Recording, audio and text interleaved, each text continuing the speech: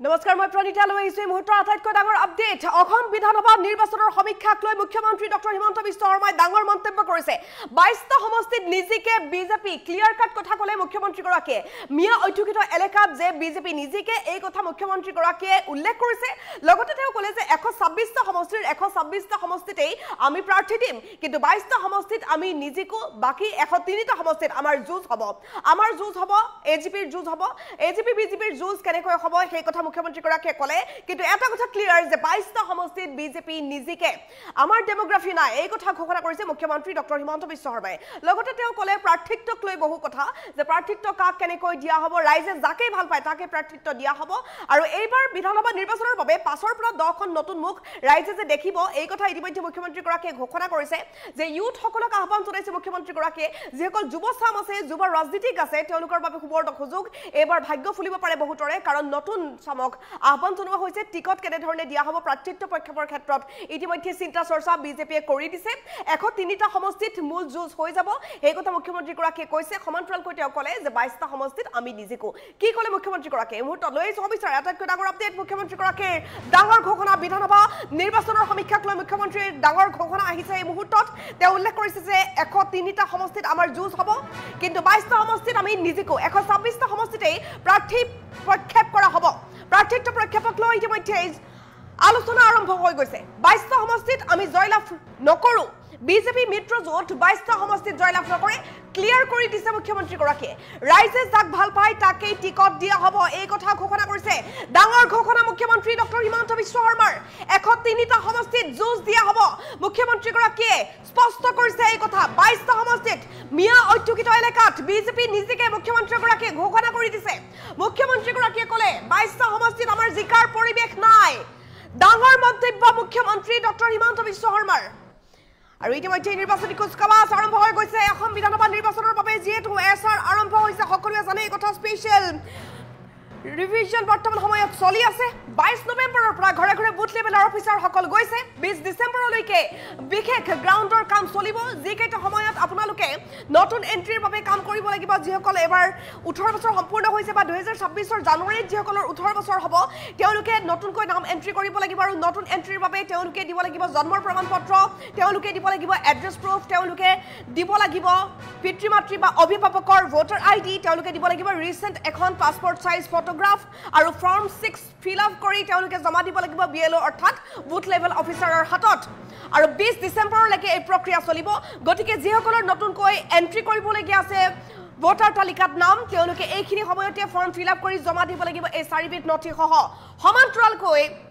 যিসকলৰ স্থানান্তৰিত হৈছে তেওঁলোকে নাম স্থানান্তৰিত কৰিবলৈ হ'লে এইখিনিৰ সময়তে কৰিব লাগিব আৰু উল্লেখ কৰিব লাগিব যে মৃত ব্যক্তিৰ নাম এবাৰ সম্পূৰ্ণৰূপে কাটি দিয়া হ'ব গতিকে মৃত ব্যক্তিৰ নামত যাতে কোনো জালিয়াতি নহয় ভুৱা মানুহৰ নামবোৰো এবাৰ কাটি দিয়া হ'ব স্পেচিয়েল ৰিভিজনৰ বাবে যেহেতু নিৰ্দেশ দিয়া হৈছিল ইলেকশ্যন কমিছনৰ তৰফৰ পৰা দিয়া হোৱা নিৰ্দেশৰ পাছত সমগ্ৰ ৰাজ্যজুৰি স্পেচিয়েল ৰিভিজন আৰম্ভ হৈ গৈছে ভোটাৰ তালিকাত নাম অন্তৰ্ভুক্তিৰ বাবে প্ৰক্ৰিয়া আৰম্ভ হৈছে গ্ৰাউণ্ড লেভেলত কাম কৰি আছে বুথ লেভেল অফিচাৰসকল আৰু এইখিনি সময়ত আটাইতকৈ ডাঙৰ আপডেট মুখ্যমন্ত্ৰী গৰাকীয়ে ক'লে যে 22টা সমষ্টিত বিজেপি নিজিকে মুখ্যমন্ত্ৰী গৰাকীয়ে ডাঙৰ ঘোষণা কৰিছে যে 22টা সমষ্টিত আমি নিজিকো ডাঙৰ মন্তব্য মুখ্যমন্ত্ৰী ডক্টৰ হিমন্ত বিশ্ব শৰ্মাৰ তেওঁ ক'লে যে 22টা সমষ্টিত আমাৰ জিকাৰ পৰিৱেশ নাই বিধানসভা নিৰ্বাচনৰ সমীক্ষাক লৈ মুখ্যমন্ত্ৰী গৰাকীয়ে এই কথা স্পষ্ট কৰিছে যে 126টা সমষ্টিতেই আমি প্ৰাৰ্থিত্ব প্ৰক্ষেপ কৰিম প্ৰাৰ্থী আমি দিম কিন্তু 22টা সমষ্টি যি 22টা সমষ্টি মিয়া ঐতিহ্যিত এলেকাত আছে সেই 22টা সমষ্টিত বিজেপি মিত্ৰজোঁটে জয়লাভ নকৰে বিজেপিয়ে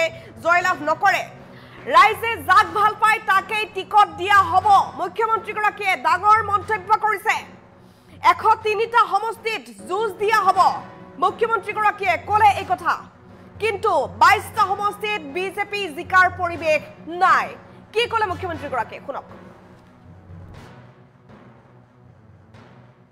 যোনে আৰু ৰাইজে যাক ভাল পায় তাকে দিয়া হ'ব ৰাইজে যাক বিচাৰে তাকে টিকট দিয়া হ'ব একো নাই ৰাইজে ভাল পালে হ'ল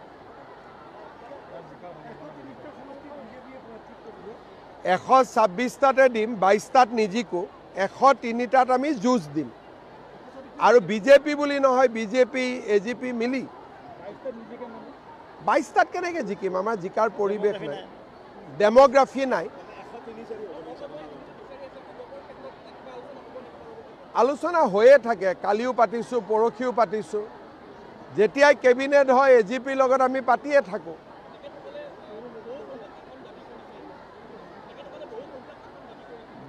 দিব লাগিব যিমান পাৰোঁ। ৰঙিয়াটোতো বিজেপিৰ MLA আছেই, গতিকে আৰু MLA ক'ত চেঞ্জ হ'ব? MLA থকা সমষ্টিটো এজিপিৰ নাযায়, বা এজিপিৰ MLA থকা সমষ্টিও যদি বিজেপিয়ে লয়, তাৰ পৰিৱৰ্তে বেলেগ এটা সমষ্টিটো দিব লাগিব। যোনে আৰু ৰাইজে যাক ভাল পায় তাকে দিয়া হ'ব, আৰু ৰাইজে যাক বিচাৰে তাকে টিকট দিয়া হ'ব। একো নাই, ৰাইজে ভাল পালে হ'ল। 126টাতে দিম, 22টাত নিজিকো, 103টাত আমি যুঁজ দিম। আৰু বিজেপি বুলি নহয়, বিজেপি এজিপি মিলি 22টাত কেনেকৈ জিকিম? আমাৰ জিকাৰ পৰিৱেশ নাই, ডেম'গ্ৰাফি নাই। আলোচনা হৈয়ে থাকে, কালিও পাতিছোঁ, পৰহিও পাতিছোঁ। যেতিয়াই কেবিনেট হয় এজিপিৰ লগত আমি পাতিয়ে থাকোঁ।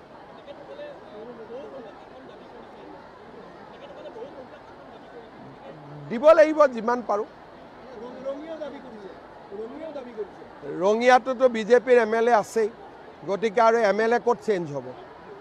MLA থকা সমষ্টিটো এজিপিৰ নাযায়, বা এজিপিৰ MLA থকা সমষ্টিও যদি বিজেপিয়ে লয়, তাৰ পৰিৱৰ্তে বেলেগ এটা সমষ্টিটো দিব লাগিব। যোনে আৰু ৰাইজে যাক ভাল পায় তাকে দিয়া হ'ব, আৰু ৰাইজে যাক বিচাৰে তাকে টিকট দিয়া হ'ব। একো নাই, ৰাইজে ভাল পালে হ'ল। 126টাতে দিম, 22টাত নিজিকো, 103টাত আমি যুঁজ দিম। আৰু বিজেপি বুলি নহয়, বিজেপি এজিপি মিলি 22টাত কেনেকৈ জিকিম? আমাৰ জিকাৰ পৰিৱেশ নাই, ডেম'গ্ৰাফি নাই। আলোচনা হৈয়ে থাকে, কালিও পাতিছোঁ, পৰহিও পাতিছোঁ। যেতিয়াই কেবিনেট হয় এজিপিৰ লগত আমি পাতিয়ে থাকোঁ।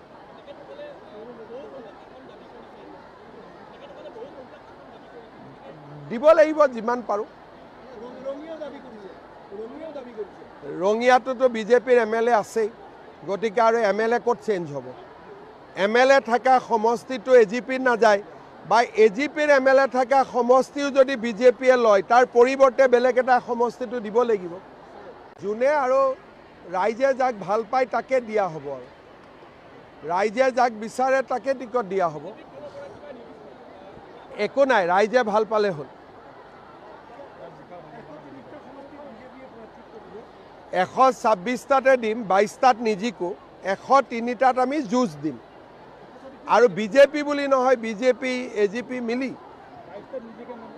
22টাত কেনেকৈ জিকিম? আমাৰ জিকাৰ পৰিৱেশ নাই, ডেম'গ্ৰাফি নাই। আলোচনা হৈয়ে থাকে, কালিও পাতিছোঁ, পৰহিও পাতিছোঁ।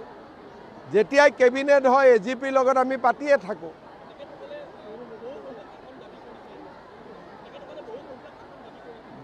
দিব লাগিব যিমান পাৰোঁ। ৰঙিয়াটোতো বিজেপিৰ MLA আছেই, গতিকে আৰু MLA ক'ত চেঞ্জ হ'ব? MLA থকা সমষ্টিটো এজিপিৰ নাযায়, বা এজিপিৰ MLA থকা সমষ্টিও যদি বিজেপিয়ে লয়, তাৰ পৰিৱৰ্তে বেলেগ এটা সমষ্টিটো দিব লাগিব। যোনে আৰু ৰাইজে যাক ভাল পায় তাকে দিয়া হ'ব, আৰু ৰাইজে যাক বিচাৰে তাকে টিকট দিয়া হ'ব। একো নাই, ৰাইজে ভাল পালে হ'ল।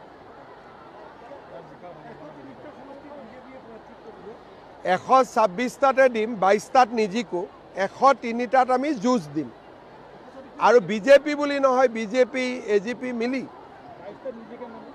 22টাত কেনেকৈ জিকিম? আমাৰ জিকাৰ পৰিৱেশ নাই, ডেম'গ্ৰাফি নাই। আলোচনা হৈয়ে থাকে, কালিও পাতিছোঁ, পৰহিও পাতিছোঁ।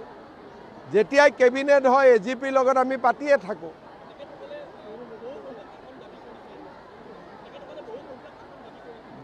দিব লাগিব যিমান পাৰোঁ। ৰঙিয়াটোতো বিজেপিৰ MLA আছেই, গতিকে আৰু MLA ক'ত চেঞ্জ হ'ব? MLA